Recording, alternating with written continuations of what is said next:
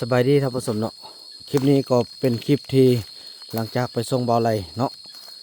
ก็ได้กลับคืนมาสู่ห้อสู่เฮือนแล้วพี่น้องเอ้ยทุกอย่างกลับคืนมาเป็นปกติแล้วทุกอย่างก็ถือว่าก็คงจะบ่มีการยัดกลัวเกิดขึ้นแล้วแก้ไขรอท่ากันถึงพี่น้องเอ้ยบังเอาขนมไปให้ทางแม่เฒ่าเพิ่นก่อนเนาะอันนี้เป็นขนมที่ได้รับการช่วยเหลือจากมอบหมายให้ทางแม่เนาะ ทางแม่ย่อมคำบุปผาเนาะโดยไปตีอันนั้นกินเด้อกินกาแฟเป็นอาพิการเพิ่นเนาะผู้ที่เพิ่นให้ติ๊กไปจ้ะวะไม่ท้าแพทย์เนี่ยพระราจันทร์ไปนั่นกัน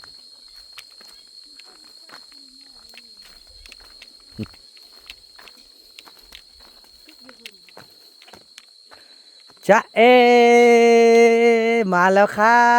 บเออจากไหนซาลี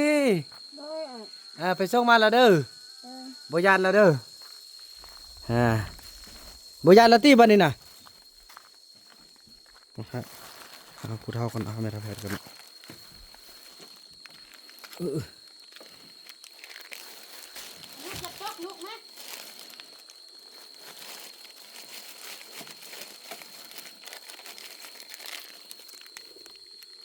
กาแฟ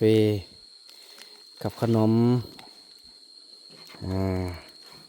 คลิป โอ้คืออันนั้นแท้เนาะคือสติ๊กวัดให้ยายอีเพชรนี่คิ้วเนาะเม่นเนาะ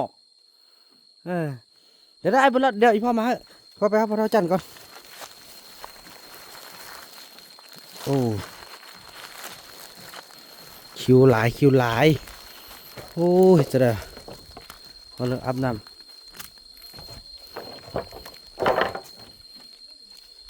โอ้เอี่ยวมากันทางยากละขอบใจเนอะใจเนอะได้พระจันทร์ให้หูอาบน้ำได้พี่น้อยเมทัลแพทย์นี้บ่ได้อาบนะ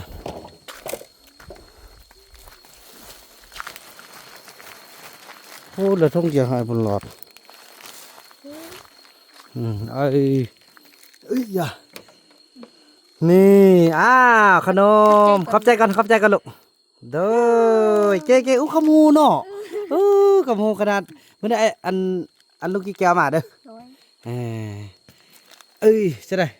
ซาลีกินข้าวแล้วเนี่ยไอ้คนโอ้จังเลยเนาะโอ้ไฟนี่ซักแล้วเนาะ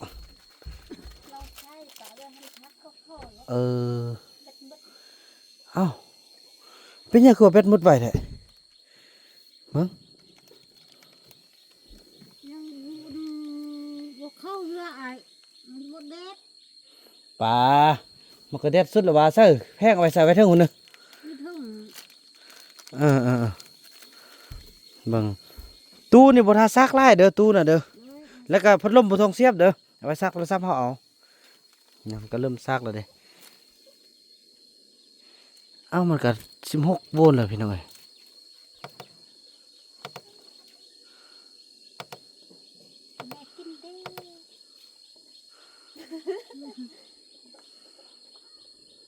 คุณดูพี่แซ่บบ่ไอ้แซ่บว่ะ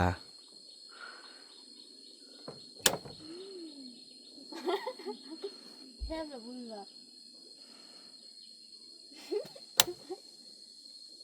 แต่แค่ความอีเผ็ดวันละลักเราไปขึ้นมีเสือเด้อไอ้อีไรนะหูนมันพุทธสะอาดไก่บ่มอดอก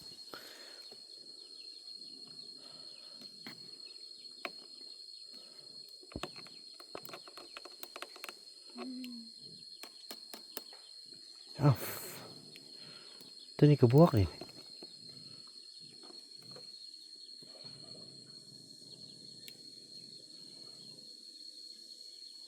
เอาวันกินกับต้มนึ่งกินดิบกินยังใช่คาตี้เนาะใช่คาตี้ไอ้น่ะแม่เนี่ยเด็พี่น้องเอ้ยคุณก็อันนั้นมันปกลงตีบ่เอาขึ้นตี โอ้ไอ้กี่แก้วมาแล้ว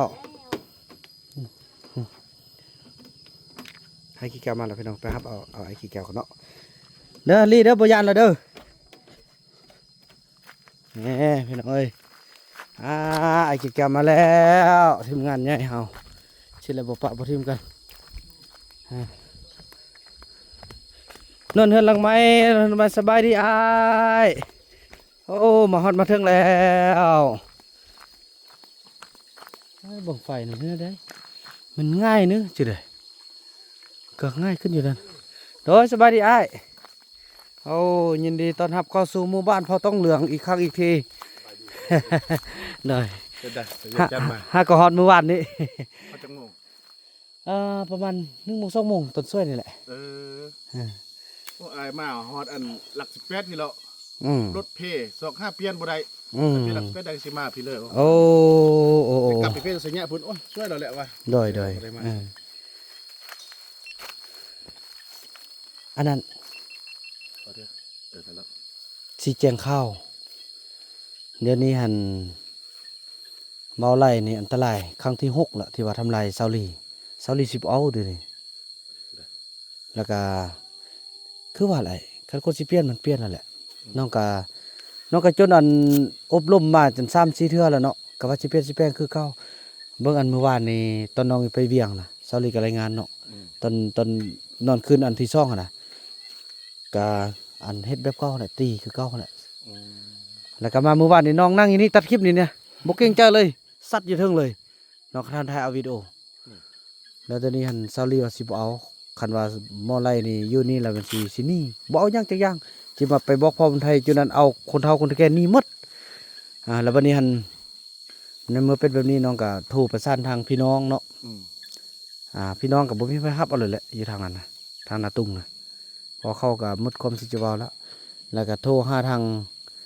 กาจะตังก็คือทางเมืองเนาะเมืองเพิ่นก็ให้ทิศสินำว่าแนวใดก็ยาคันซันนี่บ่ได้สิมาทำลายแผนพัฒนาเฮาได้เพราะเพิ่นก็ทุ่มเงินทุ่มคำทุ่มทุกอย่างที่ว่ามาสร้างขนาดเนาะแล้วมาพัฒนาให้เขาเจ้ามีอยู่มีกินบัดสุดท้ายสิมีคนทางนอกหามาไปทำลายเขานี่ซันเอาออกไปไว้บนทางนอกก่อนซันก็ซอกใจซอกไปเข้ามาได้อยู่บ้านพุทธสะอาดน้องไปหาก็มาเมื่อกี้นี่ ไปไว้นำเพิ่น เถื่อไปไว้นำแม่ฮักเพิ่นพี่น้องบ่มีไปฮับเลยดิแล้ แล้ว วันนี้เรามื้อวันศุกร์มื้อนี้มื้อวันศุกร์อีก5 มื้อเนาะเพอเขาเจ้าก็มีเวียกได้ทางคันถึงนะวันศุกร์นี่เขาเจ้าจะเอาทีมงานหันลงมาลงมาแล้วก็สิมาเว้ากันเลยเอาพี่เอาน้องยังมาเว้าหมดเลยกันจะต่างบ้านมาเว้ามาซ่องหน้ากันนะแล้วคันเขาเอาคันว่าเซาลีเอาแต่ว่าเรื่องผู้ชายนี่ก็ฮู้ว่าเดี๋ยวก็สิเอาเนาะสิขอเปลี่ยนขอแปลงคือเก่าหั่นแหละคือที่น้องเคยเว้าหั่นแหละขอเปลี่ยนขอแปลงบ่ให้เป็นอีกแล้ว แต่น้องเบิ่งแล้วมื้อวานนี่ป้าถูกบ่เกรงใจเลยไอ้ดูเศร้าลีน่ะ หายแท้ทางหายทางเดี๋ยวนี้ซอลี่สิยกแขนขึ้นเจ็บกรามนี่แล้ววันนี้ทางกระเทิมมันก็สิลงมาคันว่าซอลี่ว่าบ่เอาก็สิแม่นห้ามเราบ่ได้เด้เพราะว่าเราหมดความอดทนแล้วนะคัน แม่นแล้วมันก็ ก็แม่นว่าทางนอกนี่ก็ต้องเว้าเรื่องอันนี้ก็บ่เคยแล้วทำใจเด้พอน้องเว้าแล้วก็เว้าแล้วก็เว้าอีกผู้ใหญ่แล้วเว้าแต่ความเก่านอกก็ว่าสิเปลี่ยนสิแปลงบัดนี้อาจสิบ่เว้าแล้วให้พี่น้องให้กันถึงเอาคนมาเป็นคนเว้าเองพอไอ้บอกแล้วว่าเขานี่เป็นคนของกฎหมายเป็นคนของกันถึงเขาเจ้ายังบ่มีสมมุติครัวตัวเล็กมันอยู่ใต้การดูแลของกันถึงภาครัฐน้องระบบฟังเว้าแล้วคือไอ้เว้าลิ้นว่าจังซี่แหละน้องก็ได้แล้วบัดนี้คันว่าซาลีบ่เอาก็จำเป็นได้แต่ว่าเรื่องปมไม่ใช่โทษนั่นไอ้เขาบอกเลยว่าคันว่านั่นแหละก็แม่นสิบ่เอาหยังดอกแต่ขอให้เปลี่ยนให้แปลงไปอยู่ในผู้ใหม่ก็เปลี่ยนแปลงบ่ให้เป็นคือเก่าพออยู่นี่ก็สุดความสามารถละมันบ่ได้ละให้คิดเอาความโมโหของเจ้านี่แหละเฮ็ดให้เจ้าตกต่ำเองว่าจังซี่แหละปาดถูกอันตรายไอ้ซาลีบ่ยันเด้เมื่อคืนนี้น้องได้ยินได้ข้อแจ้ซาลีบ่ให้แจ้เลยอ่ะบ่ให้อีหลีเลยเธอจะมันสุดสำนั้นแล้วเด้เราเบื่อเลยเด้บ่ลูกสาวเราก็ไปถามเนาะว่าเขามันได้ว่าเขาอยากรู้ว่าเขาว่าซาลีนี่บางคนว่าซาลีมักแกะเนาะมักแกะหรือว่ามักต้องการความผู้ชายนะมาเบิ่งมื้อคืนนี่โนเลยบ่ได้แล้วก็ถามผู้ชายก็ว่าบ่แล้วบ่เฮาได้ จะเป็นแล้วคือว่านะตามเฮ็ดตามขั้นตอนน้องเฮ็ด แม่นแหละแต่ว่าคันเทิงมันก็สิน้ำนั้นไอ้อ้าว ที่มาเพศกับบ่ได้แล้วมันต้องได้เบิ่ง แม่น เบิ่งอันน่ะเบิ่งผลพี่น้องพอตรงนี้เป็นหลักแล้วเพราะเขาสร้างเข้ามาพัฒนาเด้พัฒนาเขาจะหลุดผลสุดท้ายผู้หนึงสิมาเฮ็ดทำลายแล้วเขาสิหนี้เขาปลาเหมือนอีกตึ้ง โอ้ตายเลยอันเฮ็ดซินี่ไอ้อันเหตุการณ์ผิดอะนะซาลี่แหละนั่งนอนเนาะนอนหัวแรงเนาะก็บ่ทันคำบ่ได้ดอกก็เริ่มสิค่ำแล้วแหละคือคนคือเฮาคือเพิ่นสิโตเนี่ยบอกว่าลีเนาะไปอาบน้ำแม่สินะเพิ่นก็ว่าดีนิดเนาะแล้วซาลี่ก็ว่าโอ้ยเฮาบ่อาบเทื่อเฮาอยากอาบยามใดเฮาสิอาบสินะ เออตามส อ่า ไตล์เรา ตามสไตล์เราแล้ววันนี้เราบ่มักบักกันบังคับเด้นี่บัดที่2ไปแม่ไปอาบแล้วแห้งขึ้นบัดนี้เฮ้ยซ้ำอ้าวสิไปแล้วไปได้สินะอ้าวแล้วมันก็รอนแล้วซอรี่ก็ว่าขอยอยากสิอาบเองสินะครั้งที่3ที่4มัมหายขึ้นบ่เงินลุกจับดึงแค่บิดขึ้นเลย ยืนขึ้นบ่เงินซอรี่ให้เลยให้ว่าเจ้าบ่ต้องอยู่นี่เจ้าเมื่อซะไปอยู่นำพ่อและแม่เจ้าซะเฮาบ่มักบ่สิได้แล้วน้องจึงเข้าไปห้าไปถ้ำอหยังต่างเป็นนั่นนั่นเด้อ้ายเบิ่งเจ็บแค้นในบิดดึงแค้นลากขึ้นน่ะแล้วบัดนี้แค้นซอรี่สำแค้นน้อยเนาะโอ้ยน้องก็เลยยุ่งบ่ยุ่งเนี่ยอ้ายเจ็บเส้นขนาดนี้เดี๋ยวนี้ก็ให้ทางเซาติกกันแหละไปโอ้ลมอยู่ท่าให้กำลังใจท่าโอ้ แล้วอันอยู่ท่านหนึงบ่ได้ก็อยู่ท่าน บ่แล้วน้องไปส่งพุ่นแล้วนะลงไปส่งแต่เช้าพุ่นน่ะ เอาไปแล้วคนนึง ไปแล้วน้องก็มาหาก็ฮอดนี่ โอ้ นั่นแหละอ้าย คือว่าเดี๋ยวนี้เอาปะเพิ่นก็เลาะ ปะแล้วเดี๋ยวนี้พี่น้องครับเข้าใจว่าพี่น้องบ่มีพระฮักจักคน มีแต่แม่ฮักผู้เดียวนี่ไปกับจักสิอยู่ได้จะได้คันเซาลีบ่เอาก็จะเป็นเด้เราเลือกเองเด้ แล้วน้องก็ได้บอกอันน่ะทางบ้านทางเมืองบ่เนาะ บอกหมดแหละแจ้งทางเมืองแจ้งทางนั้นหมดละ นั่นแหละเขาใบผู้หนึงสิมาเพศกับบ่ได้แล้ว โอ้ตายเด้ คือว่ามันอยู่นี่อยู่เป็นเอาไปปะไว้ผลสะอาดพุ่นแล้วหนึ่ง ปาแล้วโอ้บ่ปะบ่ได้เด้สติ๊กเซาลีเราสิเมื่อเซาลีเราสิหนีโอเราบ่เห็นเฮาแล้วเราว่าสิได้เฮาขี้ย้านเฮาขี้ย้านมันมักตี คือพวกน้อยคือพวกเก่าคือคำน้อย คือพวกเก่าเฮาแล้วก็ว่าจังซั่นเด้ไอ้โอ้ตายว่ะ แล้วเนาะ ไปแล้ว เดี๋ยวเราทำแกเป็นห้าซะ อืม คันว่านั้นยากแรกอ่ะ น้องเบิ่งให้บ่เกิดแหละคนนั้นสิเปลี่ยนมันสันดานละมันบ่เปลี่ยนได้ดอกไอ้ฮับเลยไอ้ อ๋อเหรอ แม่น้องเอ้ยลูกบุญรอดนุ่งส่งไปเด้อ ไม่ไปดอก ลุงกี่แก้วสิเอาขนมมาให้ก่อไปนุ่งส่งสาลีก็งามแล้วเดี๋ยวนี้นะใช่ไอ้แก้วเพิ่นเป็นห่วงเนาะ ไปเห็นไหมเท้าหมอนแล้วพ่อสิ นั่นแหละสิได้มาแจ้งข้าวสิว่าเป็นข้าวไฮแหละว่าซั่นซะ กับว่าจะมันเกินเนาะจะคือ บ่ ว่ามันก็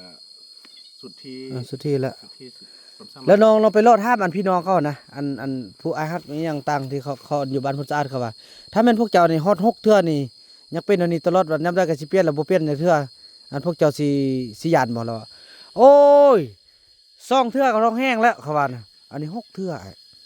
ฉะนั้นบ่เปลี่ยนแหละน้องเบิ่งแหละบ่เปลี่ยนแหละบ้าโธขย่องขนาดจุดเป็นตาย่านได้คันว่ามันเราบ่เป็นคนอันพิการฉะนั้นน้องย่านแล้วเด้แต่ในฐานะที่ว่าเราเป็นคนพิการนี่น้องบ่ได้ย่าน คือว่าเป็นลักษณะอันบ่เต็มแดนเนาะอันนึงเนาะ อ่า อันนั้นจะซื้อเนาะ บ่แบบอันใส่อำนาจเลยนะ ใส่หุ้นใส่กำลังใส่เลยนะป้า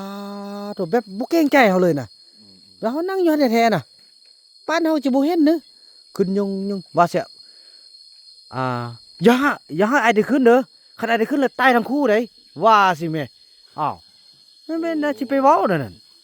ควรเนาะบ่ควรเนาะนั่น อืม ๆตอนนี้แห้งเขาเจ้าแห้งว่าบ่มัก แม่น อายบ่มักหยังอยู่บ่แห้งแล้ว แม่น แต่ ล่ะ เฮาไปเว้าแห้งล่าน้ำลายล่าเขาก็ยังบ่มัก แม่น เจ้าก็ฮู้ว่าเขาเจ้ามาอิสระอยู่แล้วผม แม่นคือว่านั่นนั่นแหละโอ้น้องก็อีดูต้นขี่รถไปน้องก็สังซ้อนไปเนี่ย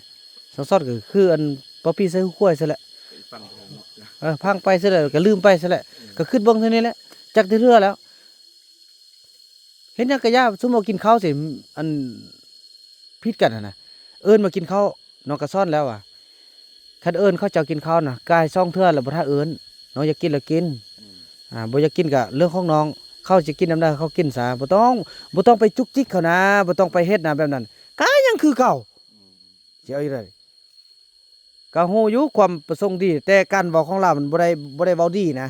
เว้าหายเว้าคู่ขึ้นพระสิบ่ย่าน ดีแม่ถือว่ายังฮอดซ้ำนี้โอ้ยตายละเอาจังซั่นแหละมอบให้อ้ายทางอ้ายมาพักผ่อนแล้วก็เบิ่งอ่าพี่น้องพอต้นเรื่องตามวิถีชีวิตของเขาเจ้าจังซี่แหละอาทิตย์หนึงเพิ่นก็มาเทื่อนึงพี่น้องเอ้ยขอบคุณขอบใจที่อ้ายเพิ่นมาเยี่ยมมายามเนาะ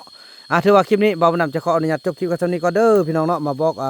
ข่าวให้ทางอ้ายใหญ่เฮาฟังพี่น้องเอ้ยเพราะว่ามันโอ้บ่ได้มันจังซี่แหละแล้วเขาทีมงานเดียวแล้วเขาก็ต้องฮู้นํกันแหละพี่น้องเอ้ยจังซั่นเลยพี่น้องคลิปนี้บ่าวบุญนำขออนุญาตกล่าวคำว่าสบายดี